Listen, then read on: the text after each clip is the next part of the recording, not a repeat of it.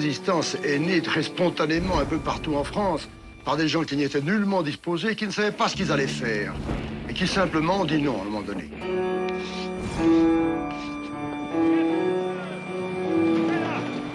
C'était pas possible d'accepter ces uniformes qui étaient partout, ces inscriptions en lettres gothiques que personne n'arrivait à lire, cette armée étrangère qui était toute puissante.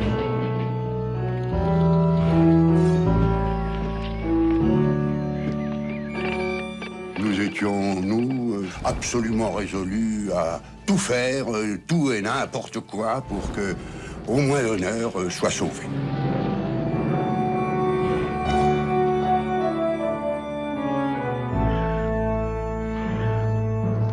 Les landaux, c'était très pratique pour transporter des armes. En 1942, j'ai transporté une petite bombe.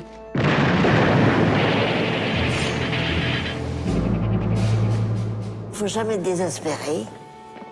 Quand on veut quelque chose, si on le veut assez fort et qu'on est prêt à tout pour ça, ben on y arrive.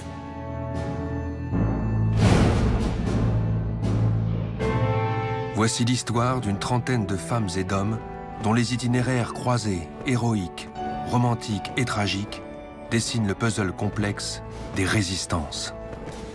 «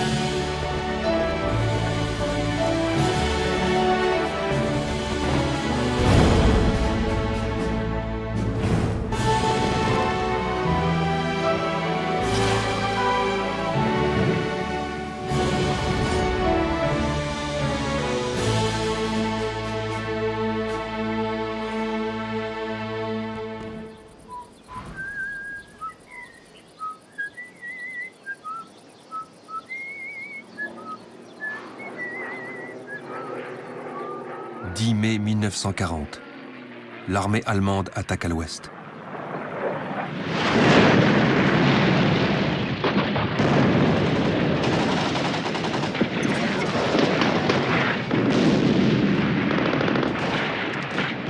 Les troupes françaises débordées, encerclées, surclassées par le Blitzkrieg, la guerre éclair, ne cessent de reculer.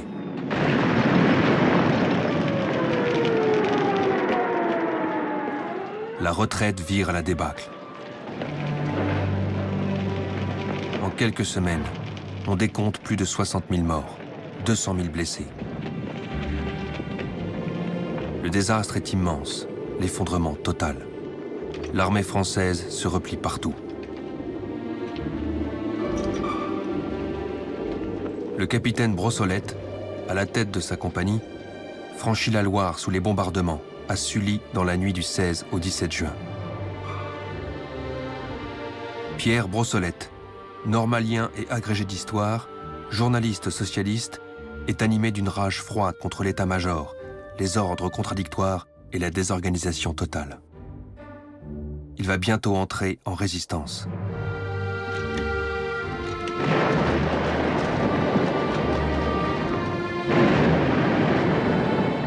Pour retarder l'avance de la Wehrmacht, le génie fait sauter les ponts sur le front.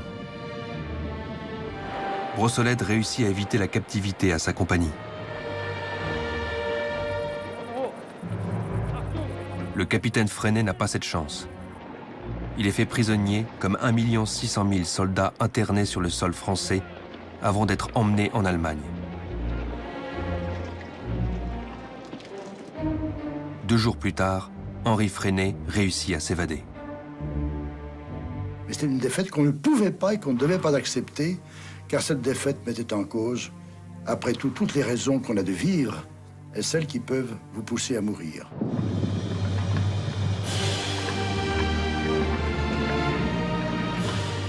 La violence du cataclysme jette 8 millions de Français sur les routes dans une pagaille indescriptible.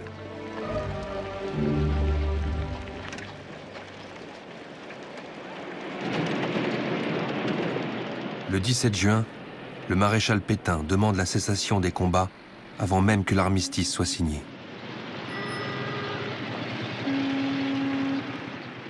Français, à l'appel de Monsieur le Président de la République, j'assume à partir d'aujourd'hui la direction du gouvernement de la France. Serge Hacher, un jeune polytechnicien, croit au double jeu du vieux maréchal. Personnellement, j'ai pensé qu'il fallait suivre le maréchal Pétain. J'étais donc dans la situation d'un jeune homme de 20 ans et qui était convaincu que le maréchal Pétain était patriote, représentait l'opinion publique et allait continuer à penser à reprendre le combat. Je me suis adressé cette nuit à l'adversaire.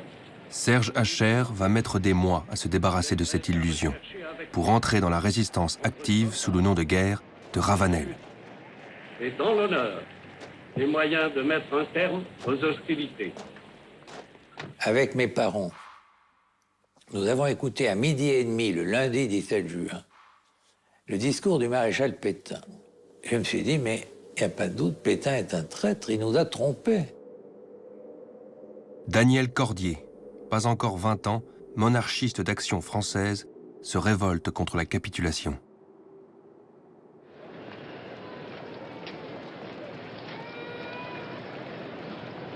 Geneviève de Gaulle, la nièce du général, ardente catholique, est sur la route de l'Exode. C'est maréchal Pétain qui m'a fait entrer dans la résistance. Quand j'ai entendu le maréchal Pétain le 17 juin, j'ai trouvé insupportable la défaite, l'acceptation de la défaite.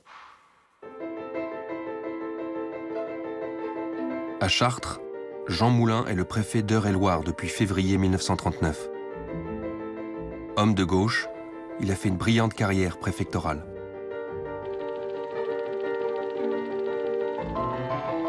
C'est un homme facétieux qui aime les plaisirs de la vie.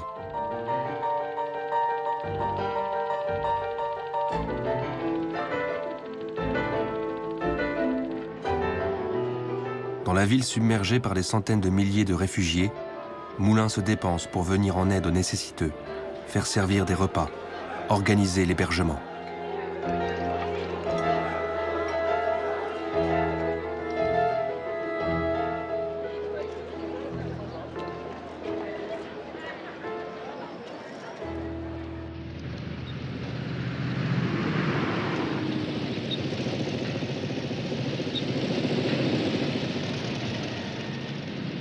Quand les Allemands arrivent, Chartres s'est vidé de ses réfugiés et de ses habitants.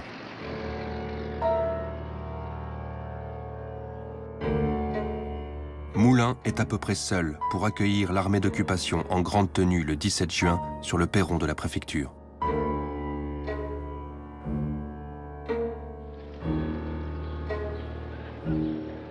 Quelques heures plus tard, les Allemands lui demandent de signer un document qui accuse à tort des soldats africains de l'armée française d'avoir massacré des civils. Moulin refuse. Il est passé à tabac pendant des heures, puis jeté dans un sous-sol.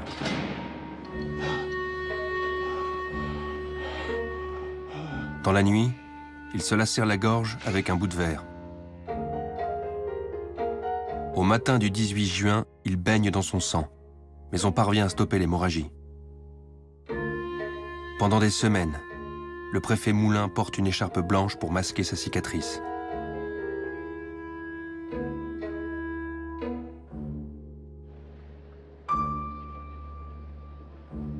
Ce même 18 juin, à Londres où il est arrivé la veille, le général de Gaulle, inconnu de la majorité des Français, sans aucun mandat, parle dans la soirée sur les ondes de la BBC.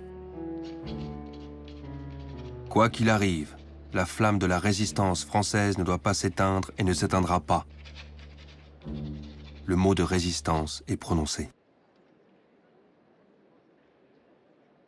Je n'ai pas entendu l'appel du 18 juin. J'étais à ce moment-là sur les routes de Bretagne, comme beaucoup de Français qui étaient pas chez eux. Et j'étais d'ailleurs avec ma grand-mère, la mère du général de Gaulle. Et nous avons vu passer dans ce village les premiers détachements de motocyclistes allemands. Et je me souviens encore, ça me brûle encore aujourd'hui, d'une humiliation terrible. Et un curé est arrivé du fond de la place et nous a raconté l'appel du 18 juin, mais je ne l'ai pas entendu. Ouais. Et ma grand-mère tirait la manche du curé et lui a dit « Monsieur le curé, mais c'est mon fils. Monsieur le curé, mais c'est mon fils. » Jeanne Boeck, 21 ans, travaille comme chimiste dans une usine de poudre à Brest. Le 18 juin, vers 15h, devant l'avancée allemande, les ouvriers évacuent l'usine.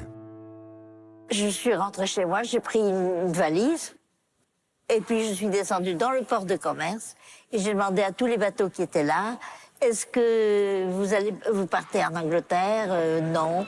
Alors j'allais plus loin, et vous partez en Angleterre? Alors il y a un petit bateau qui est un remorqueur du Havre, qui se trouvait là et qui m'a dit oui, on s'en va. Alors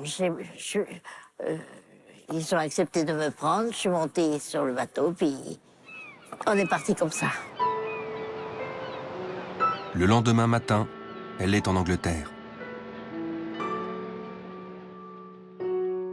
Daniel Cordier gagne également Londres. Et là, il y a un représentant de Gaulle qui est venu, nous avons donné nos noms, et nous nous sommes engagés.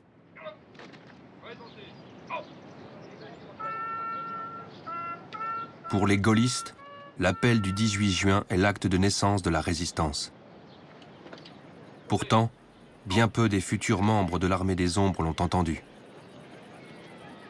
Les premiers gestes de ce qu'on n'appelle pas encore résistance naissent sans directive, sans direction ni mentor.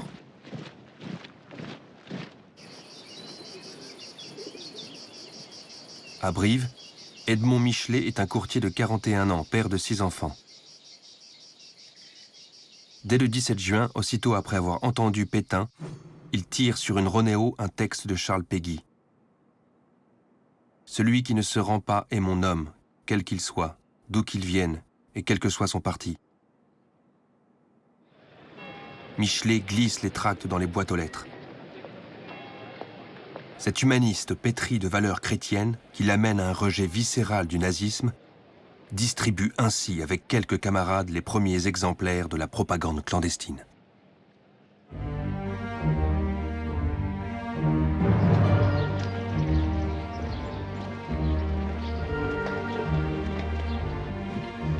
La signature d'un armistice avec l'Allemagne le 22 juin et d'un second avec l'Italie le 24 juin met un terme au combat. Les conditions sont dures pour la France vaincue qui est coupée en deux.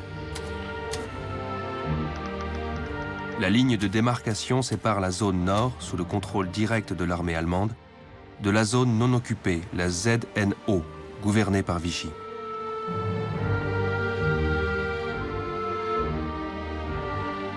Mais, au-delà de la coupure géographique, la signature de Rotonde trace une première ligne de partage. D'un côté, ceux qui consentent à la défaite, de l'autre, ceux qui la refusent et s'engagent ainsi sur le chemin difficile de la rébellion.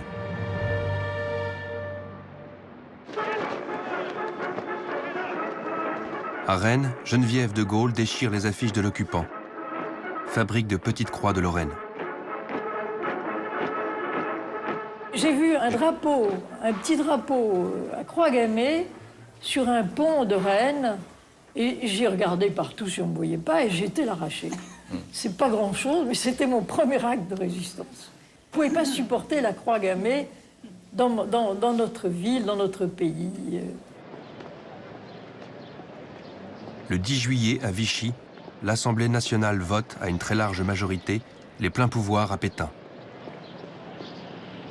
La République laisse la place à un nouveau régime, autoritaire.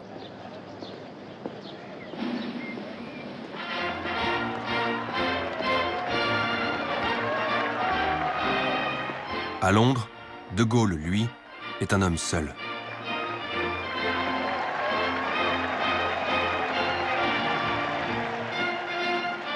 Le 14 juillet 1940, pour la fête nationale, il fait parader ses maigres troupes à Trafalgar Square sous les applaudissements des Anglais. Jeanne Boeck, la jeune chimiste qui a réussi à rallier l'Angleterre, assiste au défilé et découvre, profondément émue, les troupes en uniforme français. Elle brûle de les rejoindre. Elle est une des premières femmes à signer son engagement dans le corps des volontaires françaises.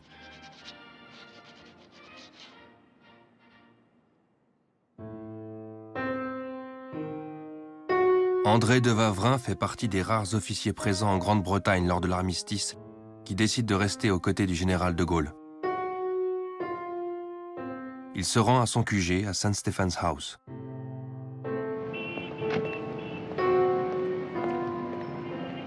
Le général de Gaulle qui le reçoit lui confie la responsabilité de créer les services secrets de la France libre.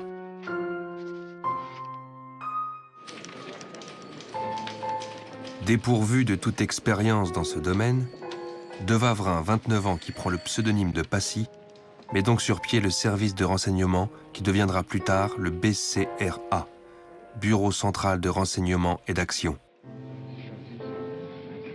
La première tâche est de recueillir des informations en France sur les installations militaires allemandes. Nous avions envoyé un certain nombre d'agents, dont le principal était Rémy, en France, qui s'est révélé un agent extraordinaire. Rémy, de son vrai nom Gilbert Renaud, 36 ans, est producteur de cinéma. Écœuré par la débâcle, cet homme d'extrême droite a gagné Londres dès le 22 juin. Affecté au 2e bureau sous le nom de Roulier, il fait partie, après la formation accélérée au métier d'agent secret, des 4 premiers Français libres envoyés en mission en France. On m'a dit, eh bien, voilà ce que vous allez faire. Vous allez partir, on va vous emmener en avion à Lisbonne. De là, vous passerez en France par l'Espagne. Et vous aurez pour tâche de surveiller les mouvements de l'ennemi le long de la côte, depuis Hendaye jusqu'au Mont-Saint-Michel, en passant par Brest.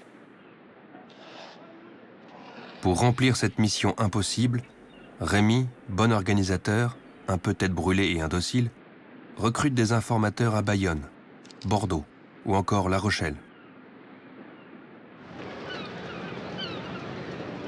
Ainsi se constitue l'un des premiers réseaux de renseignement de la France libre.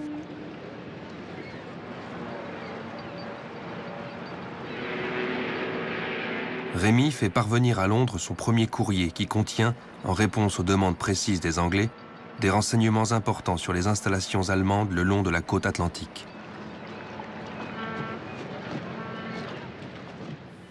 Il fallait compter, à partir du moment où le courrier était fini, jusqu'au moment où il arrivait à Londres, une bonne quinzaine de jours, ce qui faisait que, à supposer qu'il y ait des renseignements urgents, ils arrivaient périmés. Il fallait le temps de les étudier à Londres, et puis le temps de me répondre, si bien que la réponse ne m'est venue qu'au bout de 6 semaines. La réponse que vous avez faite à notre questionnaire est tellement précise et complète qu'elle ne peut qu'être l'œuvre d'un provocateur. À l'avenir, méfiez-vous de vos informateurs.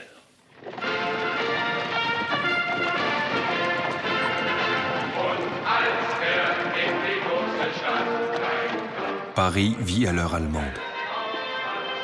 À tous les coins de rue de la capitale, des soldats allemands en goguette. Des croix gammées sur tous les édifices, des panneaux indicateurs en lettres gothiques.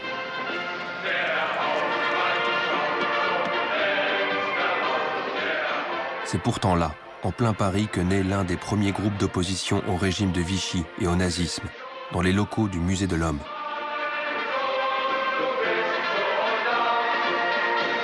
Au cours de l'été 1940, une bibliothécaire, Yvonne Audon, et 2 ethnologues d'origine russe, Boris Vildé et Anatole Levitsky, décident d'agir. Vildé, par ses talents d'organisateur, réussit à fédérer plusieurs petits groupes nés dans les milieux intellectuels, comme celui de Jean Cassou, le conservateur du musée d'art moderne, ou d'Agnès Imbert, historienne de l'art.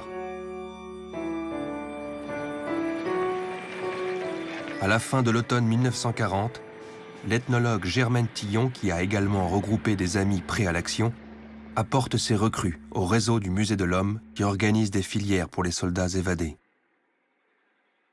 Quand un évadé frappe à votre porte, il frappe à la première porte qui se présente. Qu'est-ce que vous faites?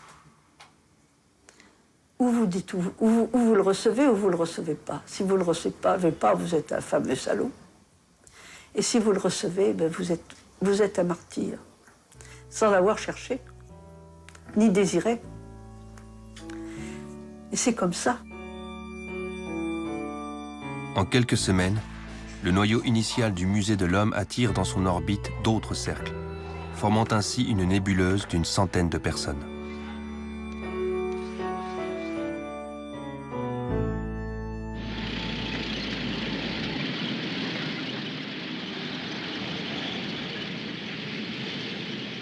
À l'été 40, le Parti communiste critique Pétain et Laval, mais ménage l'occupant nazi, allié de l'URSS depuis la signature du pacte germano-soviétique en août 1939.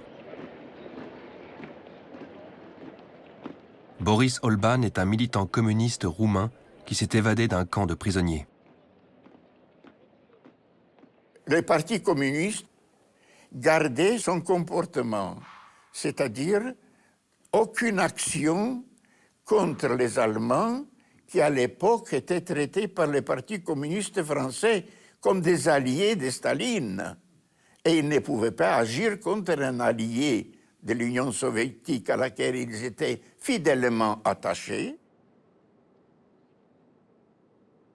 Conformément à la ligne fixée par Moscou, l'orientation du PCF est limpide. Cette guerre est une guerre impérialiste. Il n'y a pas lieu de soutenir un camp plutôt que l'autre. Les tracts communistes dénoncent les banquiers de Londres.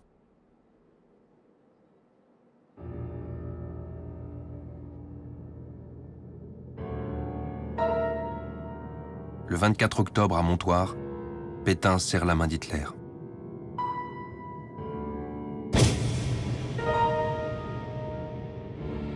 C'est dans l'honneur et pour maintenir l'unité française, une unité de 10 siècles, dans le cadre d'une activité constructive du nouvel ordre européen, que j'entre aujourd'hui dans la voie de la collaboration.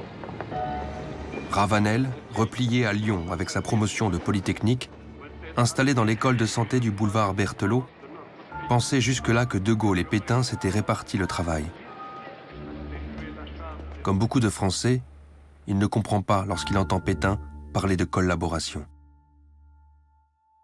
Comment se faisait-il que ce maréchal Pétain appelait à la collaboration, c'est-à-dire à une activité visant à aider Hitler?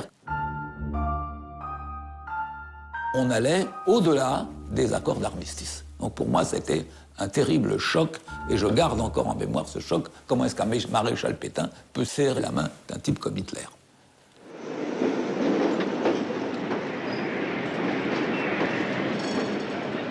Le 25 octobre, lendemain de la poignée de main entre Pétain et Hitler, une rencontre décisive pour la résistance naissante se déroule à Clermont-Ferrand.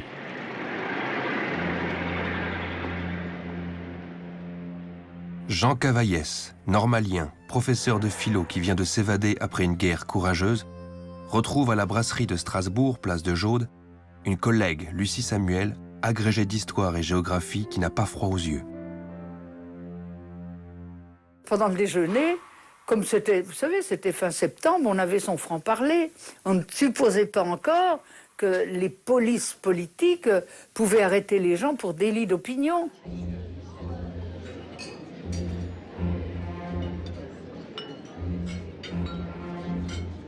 Alors on s'exprimait assez ouvertement sur ce qu'on pensait de Vichy, de ce vieux maréchal. Et tellement librement qu'à un moment, nos voisins de table se sont rapprochés de nous et ont dit ben, « c'est très intéressant ce que vous dites parce qu'on pense comme vous ». Et ces voisins de table, c'était Emmanuel Dastier de la Vigerie et puis Spagnin.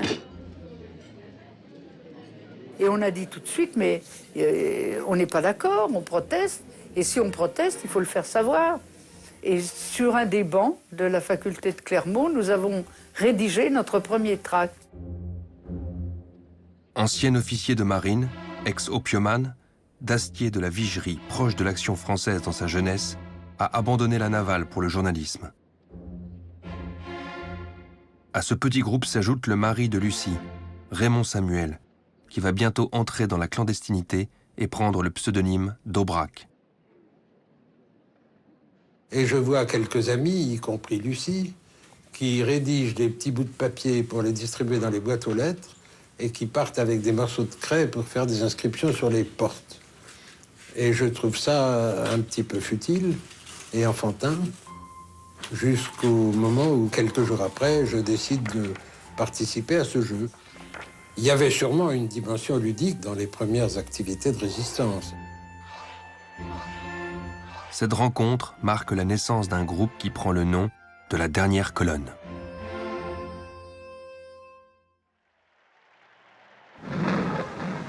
Marseille. Après le premier salut officiel, c'est la descente vers ces rues où se pressent 1 million d'hommes, de femmes, d'enfants qui de toute leur voix acclament le chef, qui de tout leur cœur et de toutes leurs âmes ressentent cette impression émouvante de connaître enfin un chef qu'ils veulent suivre et qu'ils peuvent aimer.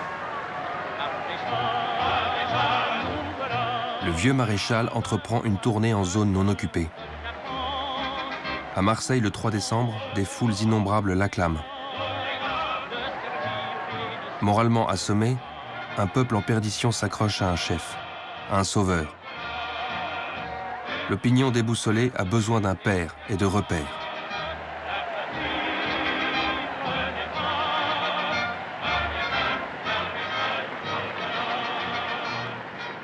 En tant que sous-chef de garnison, Henri Freinet, qui a été affecté à Marseille, accueille Pétain dans la capitale phocéenne. Tout à l'illusion du double jeu du maréchal, Freinet continue de lui faire confiance. Je croyais profondément à la sincérité de l'homme. Et d'ailleurs, le premier manifeste dont malheureusement je n'ai pas conservé la trace, qui est l'un de mes regrets, se terminait par ces mots: « Puisse le maréchal Pétain vivre assez longtemps pour voir le couronnement de l'œuvre que nous entreprenons. » Les Français de la fin 1940, en quête de certitude, accueillent avec indifférence le statut des Juifs que le vieux maréchal corrige de sa main en l'aggravant.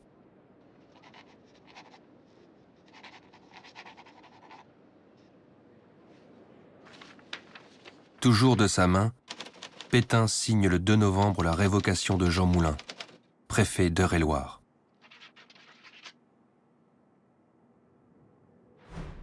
Vichy épure l'administration préfectorale des personnalités au passé républicain trop marqué.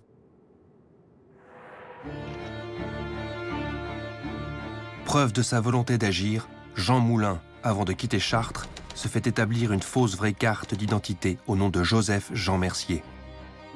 Sous ce faux nom, il demande un visa pour les États-Unis. Cette démarche est un leurre. Moulin veut se rendre à Londres. Mais avant, il décide de dresser l'inventaire des mouvements de résistance dans les 2 zones.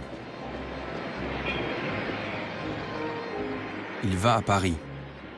Il retrouve dans un restaurant, le Colibri, place de la Madeleine, un de ses vieux amis qu'il charge de se renseigner sur les groupes de zones occupées.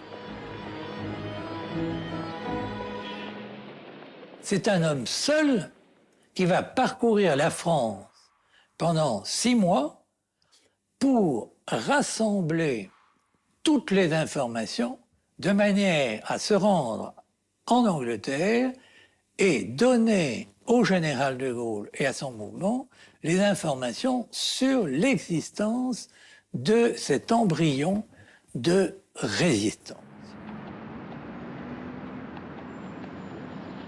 Bien qu'embryonnaire, cette résistance balbutiante est prise au sérieux par l'armée d'occupation. Dès le mois de juin 1940, les Allemands se sont préoccupés de garantir la sécurité des troupes.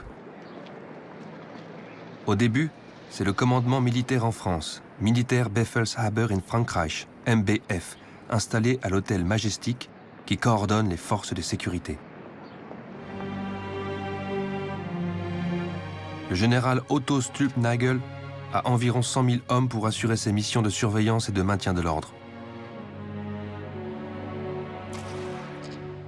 À côté du MBF, l'Abwehr, le service de renseignement de l'armée allemande, a établi ses quartiers à l'hôtel Lutetia. La section 3F, environ une centaine d'hommes, dirigée par le lieutenant-colonel Oskar Reile, policier de métier, est chargée de lutter contre les agents ennemis et les réseaux. Enfin, Karl Bommelburg, un vieux flic, nazi depuis 1933, est nommé chef de la Gestapo et s'installe dans les locaux de la Sûreté nationale, rue des Saussets. Très rapidement, les forces de sécurité du Reich recrutent des agents en France. Il s'agit d'infiltrer des hommes dans les groupes de résistance pour les démanteler. On les appelle Wehmann, abréviation en allemand de Vertrauensmänner, homme de confiance.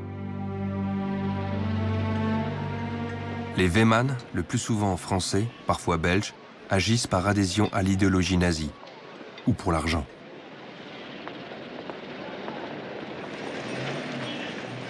Les Wehmann, pendant toute la guerre, vont être les agents les plus efficaces contre la résistance, à l'origine de la chute de la plupart des réseaux. L'histoire de la résistance est également celle de son infiltration.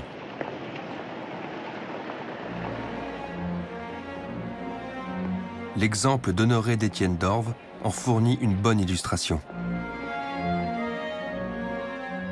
d'Étienne d'Orves, issu de la noblesse traditionnaliste, lieutenant de vaisseau, révolté par la capitulation, parvient à Londres à la fin de septembre 40. Affecté au 2e bureau du colonel Passy, il insiste pour être envoyé en France occupée. Le 22 décembre 1940, accompagné d'un radio, Georges Marty, il traverse la Manche à bord d'un bateau, la Marie-Louise, qui en temps ordinaire sert à pêcher le homard. Il débarque près de Plogoff. Depuis la maison qu'il héberge, il établit la première liaison radio entre la France occupée et Londres. d'Étienne d'Orves jette les jalons d'un réseau de renseignement, le réseau Nemrod, qui doit se déployer sur la Bretagne.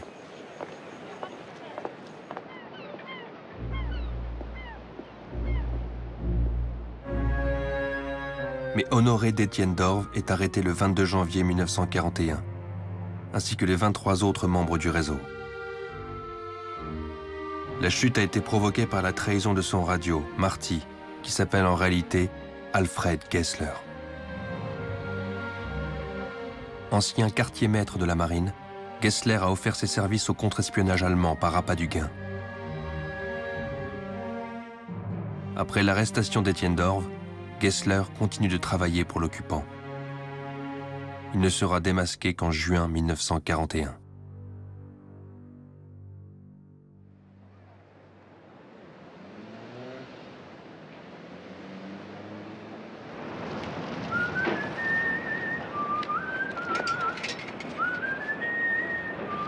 En décembre 1940, le capitaine Freinet est muté à Vichy, au 2e bureau de l'état-major de l'armée. Bertie Albrecht, une amie intime d'avant la guerre, militante féministe, assistante sociale, le rejoint dans la capitale de l'État français. C'est elle qui lui a ouvert les yeux dès les années 30 sur la réalité du régime hitlérien. Tout ce que j'ai tenté de faire a été en définitive concerté avec Bertie Albrecht, à qui politiquement je dois beaucoup, et qui dès les premiers jours de la résistance en 1940 m'a rejoint et a été pour moi une amie, une collaboratrice, une assistante irremplaçable. Bertie Albrecht prend en charge la fabrication du bulletin d'information et de propagande, une feuille dactylographiée. Le bulletin tapé à 18 exemplaires sort 2 fois par semaine et remporte une audience grandissante.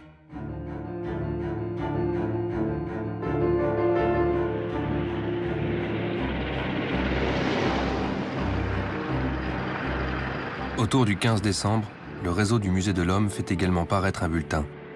Résistance. Résistez. C'est le cri qui sort de votre cœur à tous dans la détresse où nous a laissé le désastre de la patrie. C'est le cri de vous tous qui ne vous résignez pas, de vous tous qui voulez faire votre devoir. Au début de 1941, un des rédacteurs de Résistance, Jean Cassou, vient trouver Pierre Brossolette. Brossolette, 37 ans, traverse après la défaite une profonde dépression.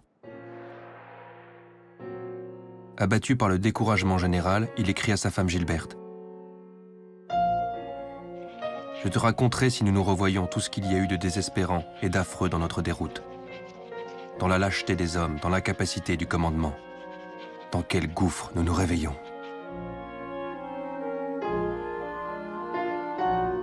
Après sa démobilisation, Gilberte et Pierre Brossolette ont racheté début novembre 40 une librairie au 89 rue de la Pompe à Paris en face du lycée Janson de Sailly.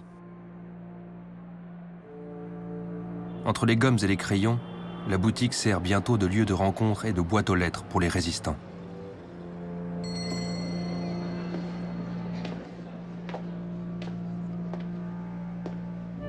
Jean Cassou propose à Brossolette d'entrer au comité de rédaction de Résistance.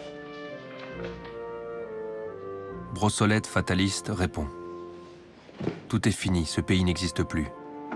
Mais enfin, comme il faut bien faire quelque chose même quand il n'y a plus rien à faire, je suis des vôtres. »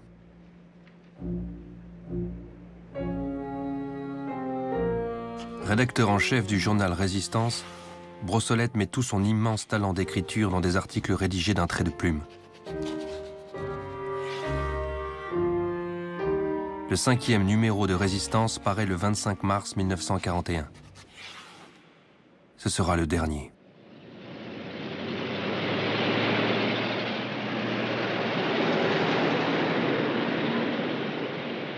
Au début de 1941, les SS en armes encerclent le palais de Chaillot. Le coup de filet conduit à l'arrestation de presque tout le réseau du Musée de l'Homme, infiltré depuis des semaines par un agent double, un Weymann.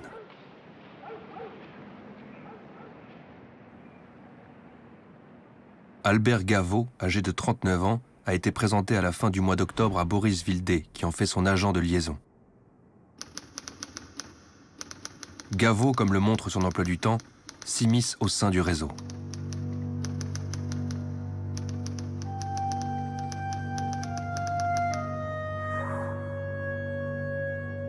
Bien rémunéré, l'agent double balance tout ce qu'il sait à son employeur, Bommelbourg, le chef de la Gestapo. Les arrestations s'enchaînent. La bibliothécaire Yvonne Audon est arrêtée, ainsi que Agnès Imbert, Boris Vildé et Anatole Levitsky. 7 des accusés seront fusillés. Les autres connaîtront l'enfer de la déportation.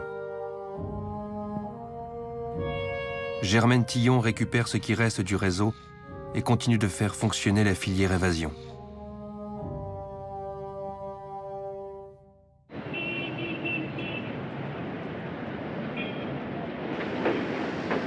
Au même moment, Freinet, qui a démissionné avec fracas de l'armée, est installé à Lyon, ville où il est né et qu'il connaît bien. Bertie Albrecht le rejoint. En avril, il lance un journal. Nous avons commencé par des feuilles dactylographiées, puis on est passé ensuite à la Ronéo, et on est passé encore un peu plus tard au premier journal imprimé. Ce premier journal imprimé s'appelait Les Petites Ailes de France. Les Petites Ailes sont tirées à 6000 exemplaires, puis 20 000. Le journal paraît tous les 10 jours. 2 mois plus tard, pour brouiller les pistes, Freinet arrête la publication des Petites Ailes et la remplace par Vérité.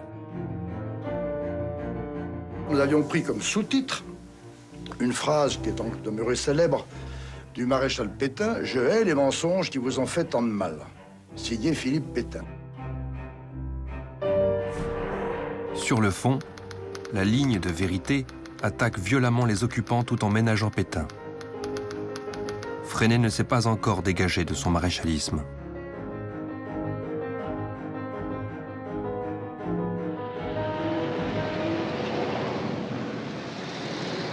Toujours à Lyon, un autre groupe de résistance naît au début de 1941. Jean-Pierre Lévy n'a pas encore 30 ans. Juif alsacien, cet ingénieur commercial n'a qu'une idée depuis qu'il a été démobilisé, continuer le combat, d'une manière ou d'une autre. Officiellement, il travaille dans une entreprise de location de sacs qui lui permet de voyager beaucoup. il rentre en contact avec un petit noyau qui se réunit régulièrement au Moulin Joly, place des Terreaux. Lévy intègre le groupe et s'efforce de développer la diffusion du bulletin France Liberté. Au printemps 41, nous essayons de trouver un moyen de diffusion un peu plus important de nos tracts. Mais à ce moment-là, il a fallu payer la Renéo, il a fallu trouver du papier, il a fallu trouver de l'encre. Ce sont des détails qui paraissent ridicules, mais dans les conditions dans lesquelles on vivait à l'époque, et le contrôle policier qui, à l'époque, ne l'oublions pas, était fait par les Français. C'est le début d'un processus qui va conduire le jeune homme à devenir l'un des principaux responsables de la résistance en zone sud.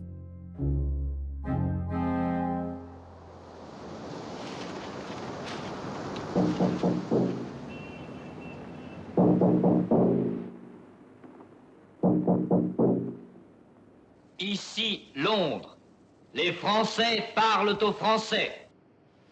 Tout de suite, De Gaulle a compris l'intérêt des ondes pour parler aux Français. Grande importance que va vous faire le général de Gaulle. Général de Gaulle.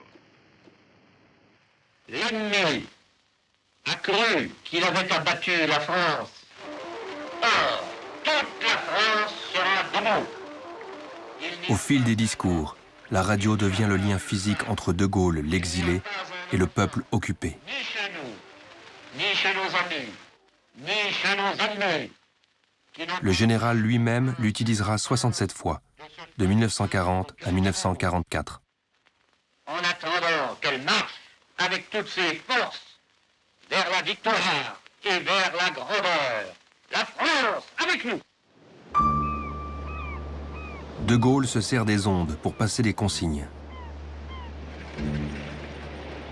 À Nice, une lycéenne, Denise Jacob, écoute dans un grenier, en compagnie de sa petite sœur Simone, la radio de Londres. J'avais 16 ans à la fin, au moment de la débâcle, et je n'ai jamais pensé que la guerre était finie. Pour moi, c'était une évidence, on ne pouvait pas accepter d'être vaincu. Denise Jacob suit soigneusement les consignes de Radio Londres qui appellent à dessiner des V de victoire sur les murs. Il ne faut pas désespérer, on les aura. Il ne faut pas vous arrêter de résister. N'oubliez pas la lettre V. Écrivez-la, chantonnez-la, V, V, V, V. Sur les murs. À Lille, le 28 mars, la police compte plus de 5000 V. Les Dorifores et sans remords. À Paris, 6400 V sont recensés début avril. V, V, V, V.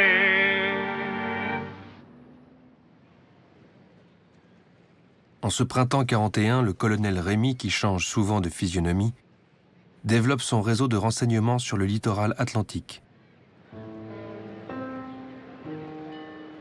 À Bordeaux, Rémy recrute 2 pilotes du port, naturellement informés de tous les mouvements de bateaux allemands dans la Gironde.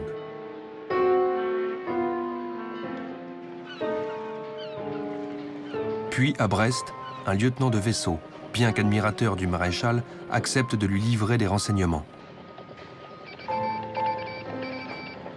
Il signale que 7 sous-marins allemands sont basés dans la rade. Il transmet également les mouvements des navires.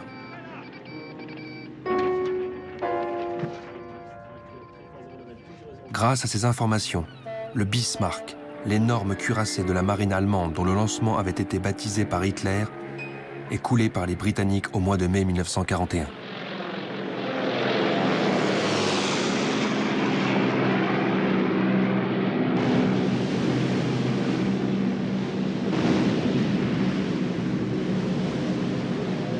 Pour accélérer la transmission des renseignements, Londres parachute des postes radio.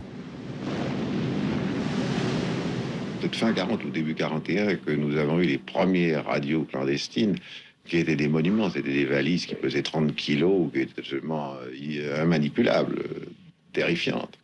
Et encore, elles arrivaient cassées la plupart du temps. Ma première valise avait 2 fermoirs, et sur chacun des fermoirs, gravé de façon très apparente la mention « Made in England ». Les Anglais n'y ont jamais renoncé. Quand on se promenait avec ça sur un quai de gare, c'était assez embêtant.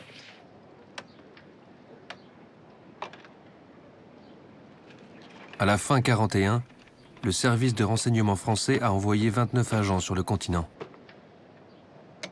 12 postes de radio communiquent avec l'Angleterre, dont 6 pour le réseau Rémy.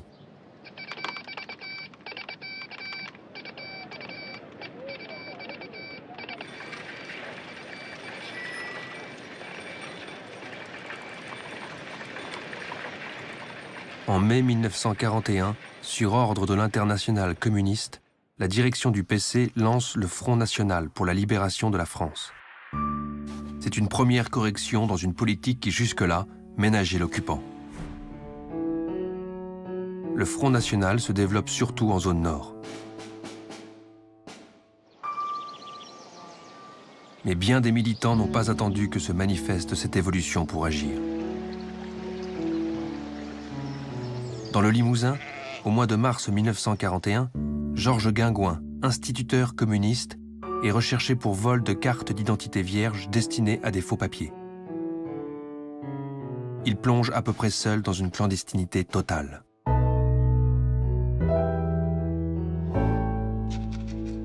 Guingouin se cache dans la forêt de Châteauneuf, à 30 km à l'est de Limoges pendant de longs mois. Puis près d'Émoutier. Les conditions de survie dans un trou creusé dans la terre sont précaires.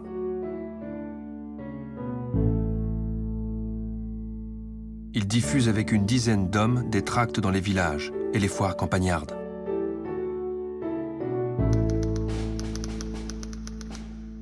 Condamné par contumace, il apparaît bientôt pour les paysans limousins comme une sorte de Robin des Bois insaisissable.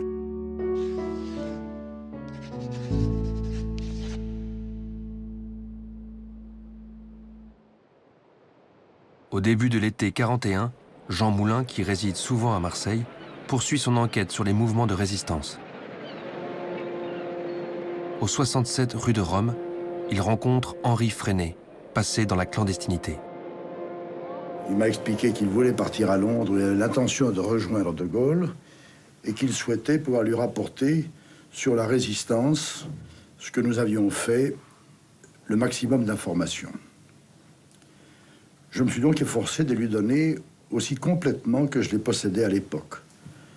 À vrai dire, ce que nous avions fait, disons-le, était encore très peu de choses. Nous en étions encore à un embryon d'organisation.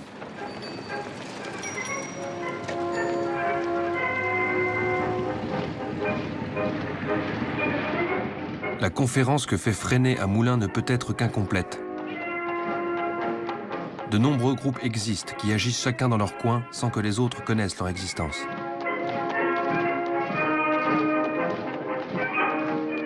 Ainsi, Freinet ignore en zone nord l'existence de Libération.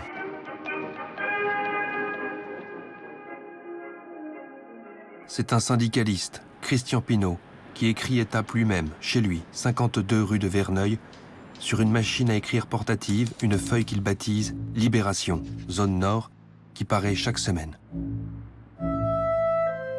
Je tiens à souligner que Libération est le seul journal qui, du 1er décembre 1940 à la libération de la France, est paru sans qu'une seule semaine sa parution ait manqué.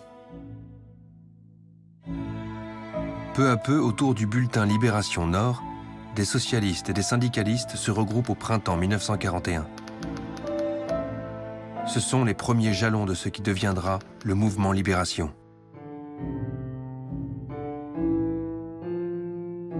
Toujours en zone nord, un autre journal, Défense de la France, qui cultive son indépendance, a été lancé par Philippe Vianney. Hélène Mordkovitch s'engage à ses côtés sans hésitation. Alors Philippe, son idée était d'acheter une machine, une petite, mieux qu'une Rodeo, quoi, une machine qui s'appelait une Rotaprint, c'était une machine tchèque. Il fallait de l'argent. Il connaissait très bien un directeur d'usine de gaz et électricité qui s'appelait Monsieur Lebon et qui a financé l'achat de 2 machines. Le premier numéro de Défense de la France, tiré à 3000 exemplaires, sort le 15 août 1941. La ligne politique est hésitante. Résolue à lutter contre l'occupant, Défense de la France ménage Pétain, et critique les Français de Londres, soumis à ses yeux à une puissance étrangère avec cette formule « ni allemand, ni russe, ni anglais ».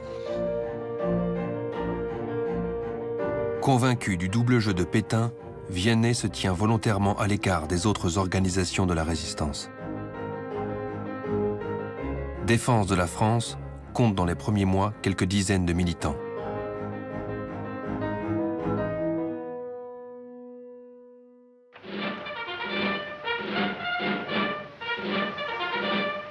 À l'été 1941, Joseph Darnan, ancien combattant de 14-18 et de 40, crée le service d'ordre légionnaire, le SOL, qui comprend environ 15 000 hommes totalement dévoués à Pétain.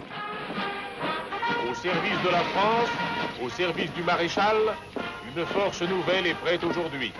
Prête à lutter, prête à servir, prête à souffrir pour la Renaissance française.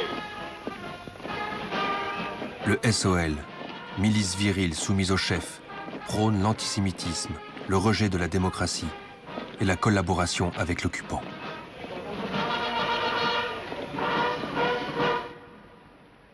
À genoux! Je m'engage sur l'honneur à servir la France et le maréchal Pétain, chef de la Légion. Le serment du SOL annonce la couleur, très brune. SOL, faisons la France pure. Bolcheviques, francs-maçons ennemis, Israël ignoble pourriture. Écœurés, la France vous vomit.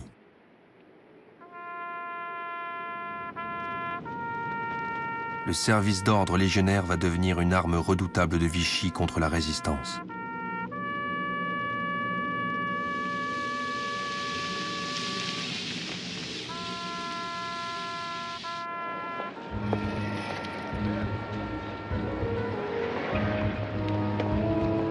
La vie quotidienne s'avère de plus en plus difficile. Les tickets de rationnement provoquent de longues files d'attente pour du pain ou du lait. La hausse des prix et les difficultés du ravitaillement aiguisent le mécontentement de la population.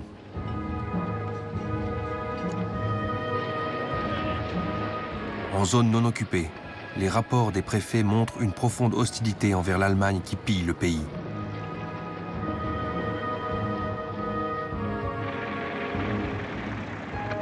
Le prestige même du maréchal Pétain commence à s'affaiblir. Pour répondre à ce malaise diffus, Pétain parle dans une allocution radio le 12 août 1941. Français, j'ai des choses graves à vous dire. De plusieurs régions de France, je sens se lever depuis quelques semaines un vent mauvais. L'inquiétude gagne les esprits. Le doute s'empare des âmes. Ce premier décrochage de l'opinion ne signifie pas que la majorité des Français, échaudés par Vichy, se tournent vers Londres ou la résistance. À la mi-41, l'opinion demeure violemment anti-allemande mais largement attentiste, repliée sur elle-même, obsédée par les dures difficultés de la vie quotidienne. Pour l'heure, les résistants sont encore des missionnaires égarés dans un pays hostile.